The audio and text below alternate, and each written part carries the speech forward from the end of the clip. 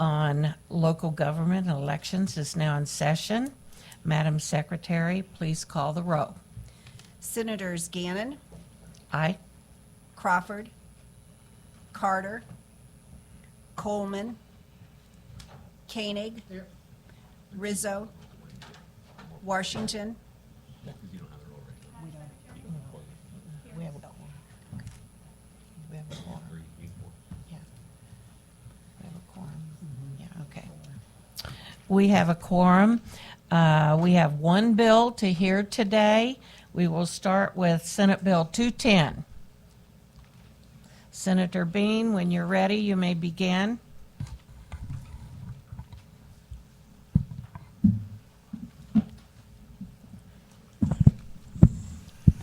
Thank you, Madam Chair, members of the committee. For the record, Jason Bean, State Senator from the 25th District.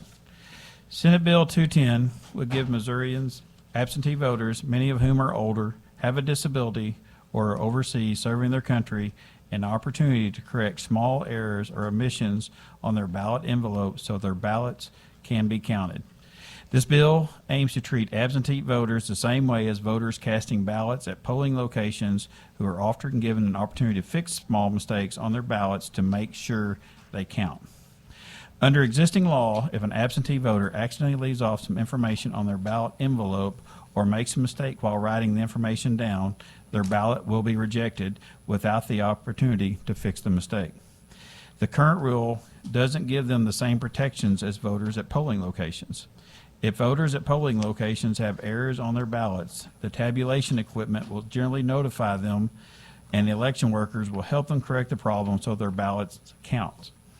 Senate Bill 210 simply provides a mechanism to give absentee voters the same protections. The bill would establish a process in which election officials would notify voters with issues on their absentee ballot envelopes. The envelopes and the ballots would remain in the custody of the election official. Voters would provide the missing information by going to the office of their election authority or by completing and submitting an affidavit on a form developed by the Secretary of State.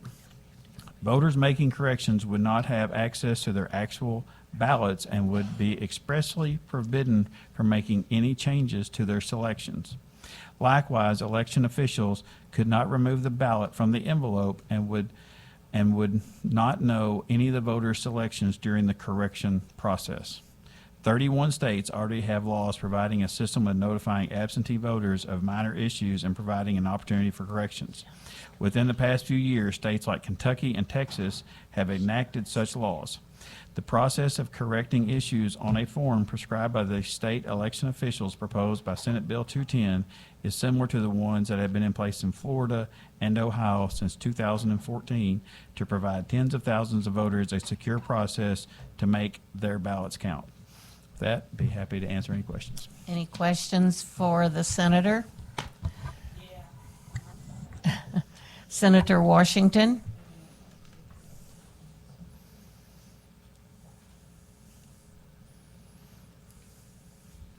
So I haven't gone all the way through, but I do see the one thing that kind of disturbed me is the envelope needs to be, we want to make sure that all the envelopes are notarized. Is that, was that the law prior to August of last year? There's some people coming up here behind me, but I believe that's correct, yes. Okay, so you're not sure about that? You just want to change it, but we're not sure, you're not already sure. Okay. I do like that election authority will allow the voter to to fix it. How will the voter know that they have those mistakes? They will be notified by the election authority, not a third party, by the election authority. Okay, and the funding for that, for them to be able to mail that out, where does that come from? Like I said, we've got some people coming up behind us that may be within the local authority. Okay, because our local authority is desperately behind on funds that the state should have paid them for the election of 2020. So just to kind of put it out there, are you aware if your local election authority is fully recompensated or reimbursed for the funds that they've spent on prior elections? Like I said, I'm not sure of that, but I can find that out. So. Okay, I appreciate it. Thank you. Any other questions? Seeing none, we will start with witnesses in support. Please fill out a witness form. I have one completed.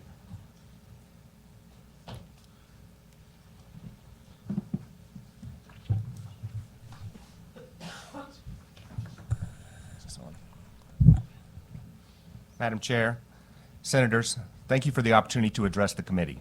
My name is Daniel Griffith, and I'm the Senior Director of Policy for Secure Democracy USA. Today, I will speak in support of Senate Bill 210.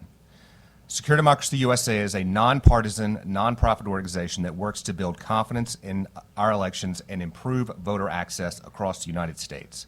Our organization believes that the best election policies are those that accomplish both of our primary aims: building confidence in elections through transparency and security while giving eligible voters the maximum opportunity to make sure their ballots are counted. Senate Bill 210 would do precisely that. Senate Bill 210 would create a uniform process in which election officials would notify voters when the information required on their absentee ballot envelopes is incomplete. After notification, the voter would have an opportunity to provide the missing information to election officials and have their ballot counted. This process, commonly referred to as CURE, is already offered in 31 states.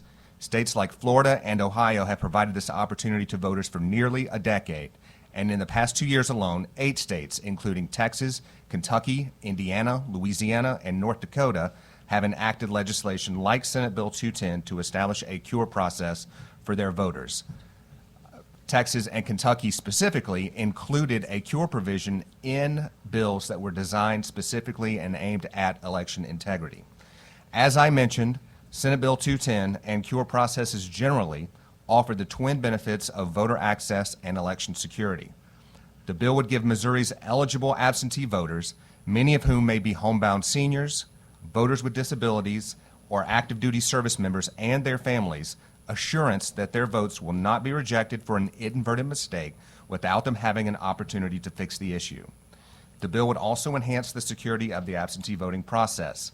During the notice process, election officials would reach out to contact voters if there are questions about the validity of their ballot.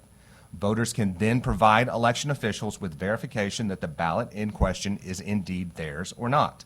Election officials, candidates, and observers will all have more certain information about the source of absentee ballots that may be under question, and will also have a clearer direction for how they may follow up if a voter denies the authenticity of the questioned ballot. As written, the bill provides some clear safeguards around the process. Voters and election officials are expressly prohibited from changing any selection on the ballots contained within the envelopes needing CURE. Also, only election officials are authorized to contact voters to instruct and assist them with the curing process.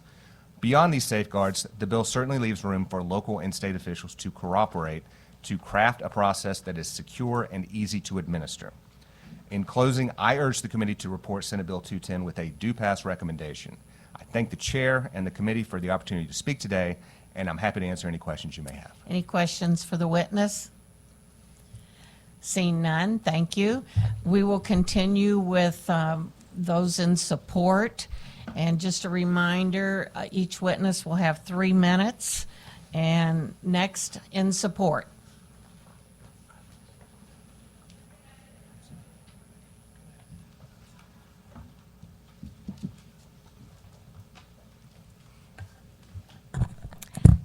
Good afternoon, Madam Chair, members of the committee. Thank you for the opportunity to testify today. My name is Denise Lieberman.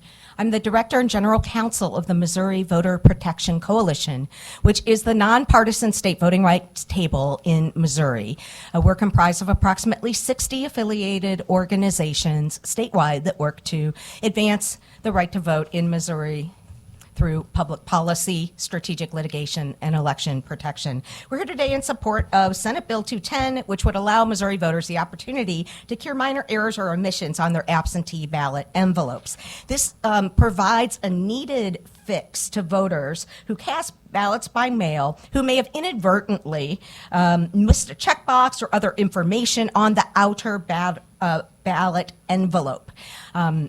And these errors are, we have found in our experience, disproportionately from seniors, people with disabilities, people with visual impairments, because oftentimes the information on the ballot envelopes is written in very, very small type. There can be check boxes that are very difficult to see.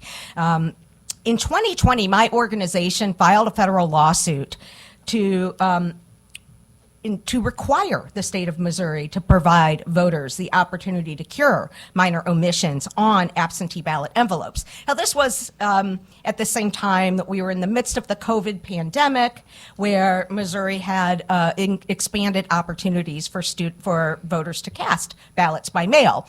And we saw a dramatic increase in ballots by mail that year. And so the thing that this is curing is not anything new, but what we saw when we were assessing as ballots were coming in the early part of that year, like during the August 2020 elections, was that ballots of many valid voters who were deemed to be valid by the election authority were nevertheless getting placed in the rejected pile because they missed checking a checkbox that simply confirmed the address that was listed above that they had already confirmed once on that envelope and once during the application process. This helps correct that deficiency. Moreover, at that time, what we saw was that some election jurisdictions were calling voters and informing them of these minor errors or omissions, and some were not, thinking that they weren't allowed to, creating a disparity in how these ballots were being treated from county to county. Now, last year's passage of House Bill 1878 arguably cut off opportunities for voters to correct such errors because House Bill 1878 defined absentee ballots as cast at the time of receipt by the election authority. And we had a lot of election authorities tell us that they felt that meant that there couldn't be corrections of either minor errors or omissions.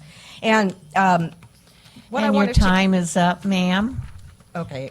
Well, I want to share that our own Secretary of State has testified before Congress regarding the rates that absentee ballots by mail can get rejected due for minor errors or omissions. Thank you. And therefore, we support this legislation. Any questions for the witness?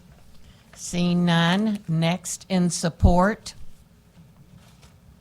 3 minutes.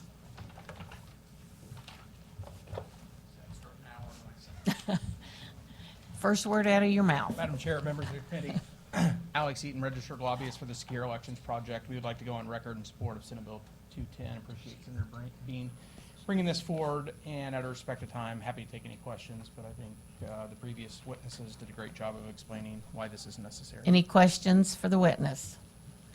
Seeing none, next Thank you. witness in support. Please fill out a witness form. Good afternoon, Katie Gamble here on behalf of the Health Forward Foundation. Just want to go on record in support, echoing the earlier testimony. Thank you. Any questions for the witness? Seeing none, next in support.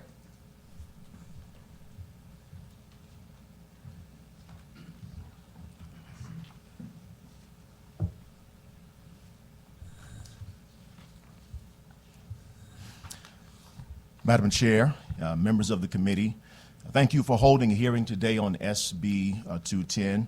My name is Braun Jacobs, and I'm a registered lobbyist for the Associated Students of the University of Missouri, also known as ASM, a nonpartisan advocacy organization that speaks for the 75,000 students across the university's system. And so we are grateful today for this opportunity, Senator, for this bill. I'm also a third-year PhD student in the Education Leadership and Policy Analysis program at the University of Missouri. ASM stands in support of SB 210 for a variety of reasons. First, ASM supports measures to expand and improve absentee ballot voting, as many students rely on absentee ballot voting during their time in college. According to our 2022 survey of the UM student body, 64% of registered voters across the campuses are registered in a different county or state than that of their university. And we did see an increase of students registered in a different county or state, of course, after student IDs were removed from state statute as eligible forms of voter ID on last year. As such, students rely on absentee ballot to cast their vote in election jurisdictions where they hold a recognized ID. Finally, because SB 210 not only makes absentee ballots more accessible, but also provides the corrective steps to be taken when necessary to cure absentee ballot submissions. ASIM posits that these measures will provide an additional layer of assurance to students who depend on these ballots for their sole form of voting access. The availability of these corrective measures is especially helpful for students who are often first-time participants in the civic process and may be more likely to make mistakes on their ballots as they experience the learning curve. And for this reason, we respectfully ask the committee to support Senate Bill 210.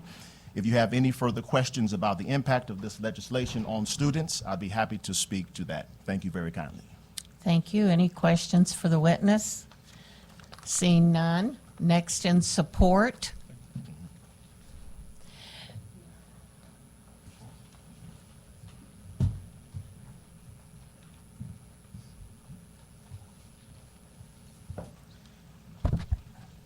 Madam Chairwoman, members of the committee, I'm Jeff Smith, registered lobbyist for the American Civil Liberties Union. We're grateful to Senator Bean for bringing this bill forward. The ACLU of Missouri works in the courts, in the legislature, and in communities to defend and preserve the civil rights of Missourians, specifically the right to vote. Passing this bill would further protect people's right to vote with the aim of preventing absentee ballot rejection based on a voter's solely procedural error. Absentee ballots are a legitimate method to expand access to voting for all citizens across the spectrum, but specifically to historically underrepresented communities, those with disabilities, and the elderly.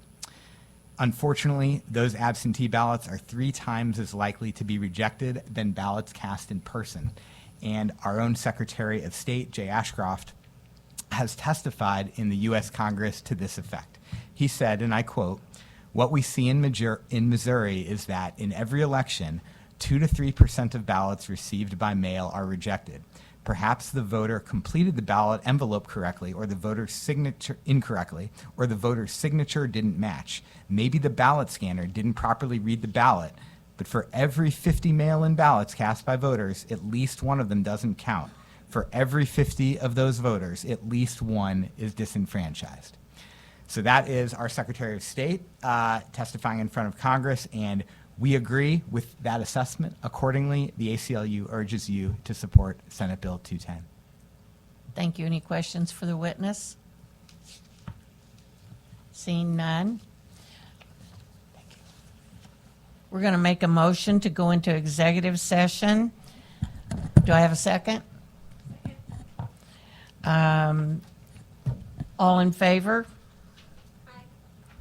Any opposed? I move that we take up House Committee substitute for House Joint Resolution 43. Do I have a second? Second. All those in favor say aye. Aye. Those opposed say no. The ayes appear to have it. This is the HJR we heard 2 weeks ago from Representative Henderson relating to constitutional amendments. I move that we vote House Committee substitute for House Joint Resolution 43 out of the committee do pass. Do I have a second? Second. Is there any questions? Madam Secretary, please call the roll. Senator Gannon, Aye. Senator Crawford, Senator Carter, Senator Coleman, Senator Koenig, Senator Rizzo, Senator Washington, Senator Coleman. We're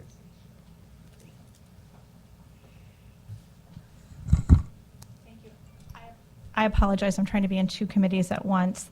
Which bill is this? It is House Joint Resolution 43. Thank you, Madam Chairwoman. I just wanted to say, because I missed the discussion, I have deep concerns with both of these bills, but in the interest of continuing the conversation, I vote aye. Okay. Do pass. Okay. Do pass. Now we will continue with Senator Bean's bill, and we will.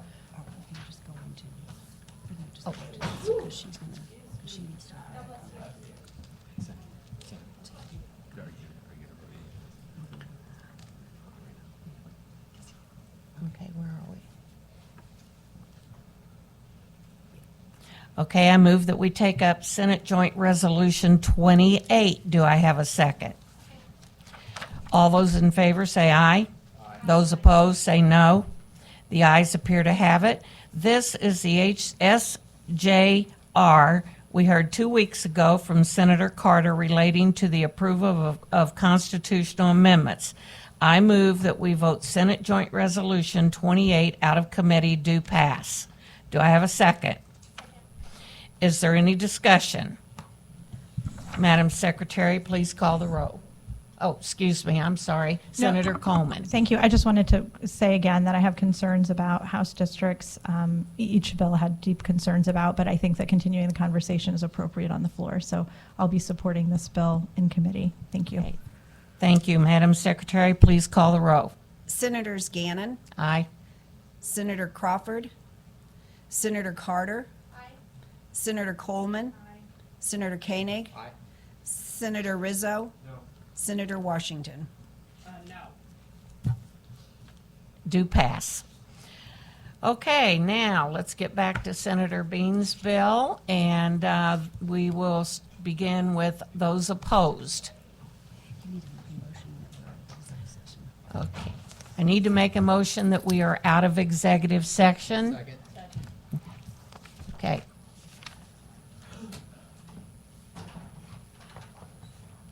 We are out of executive session, and you may begin.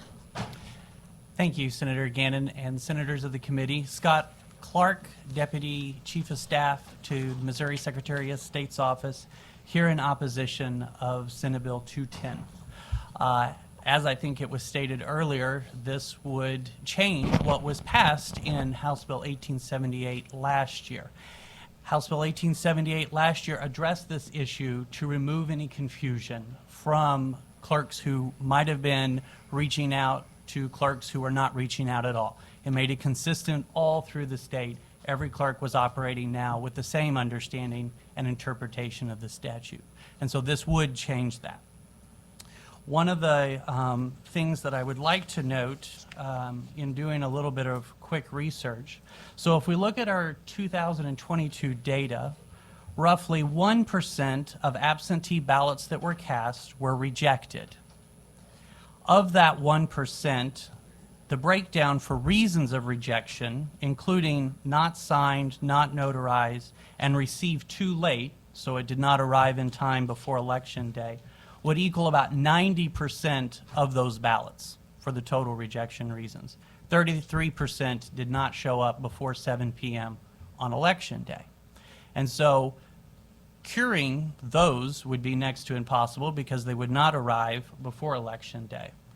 Also, I would note that many jurisdictions will go to their local post office and get the last batch of absentee ballots just before 7 p.m. from the post office so that they have them in their possession and then can record them. Those, under the way the bill is written today, would not be able to be cured if there were any issues with those.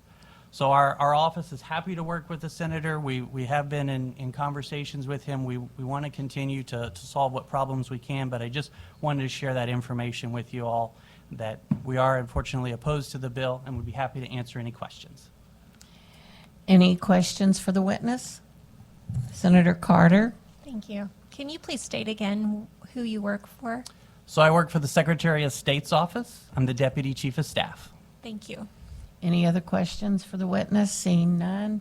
Thank you. I have one quick question. Okay, I'm sorry, I didn't see your hand. Senator That's okay. Washington. So explain to me why this would prevent election authorities the opportunity to go to the post office and pick those up. So they would still be able to go to the post office. Although and- I will say I don't know any post office open at 7 o'clock to allow you to do that, but go ahead. We have jurisdictions that work with their local postmaster to actually arrive at the post office shortly before 7 to collect those absentee ballots from them if they have any in their possession. Could you get us a list of who those are? They don't exist in Jackson, Clay, Platte, Cass, or Johnson, Saline, Lafayette, or any of the counties that I have family. Okay. I will do my best to give you as complete a list as I can.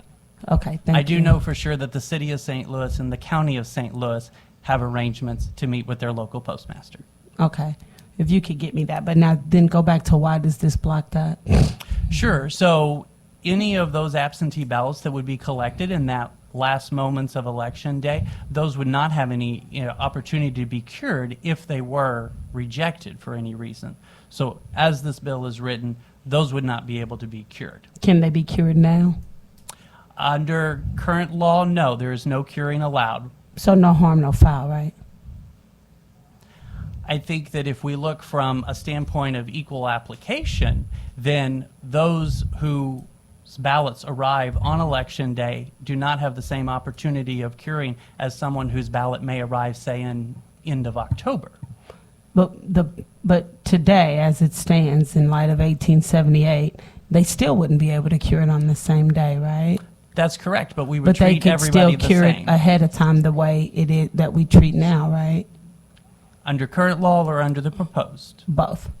So under current law, everyone is treated the same. You fill out your absentee ballot, you follow the directions on there, you turn it in, it is deemed cast. If you've done everything that you're supposed to do and complied, your ballot will count.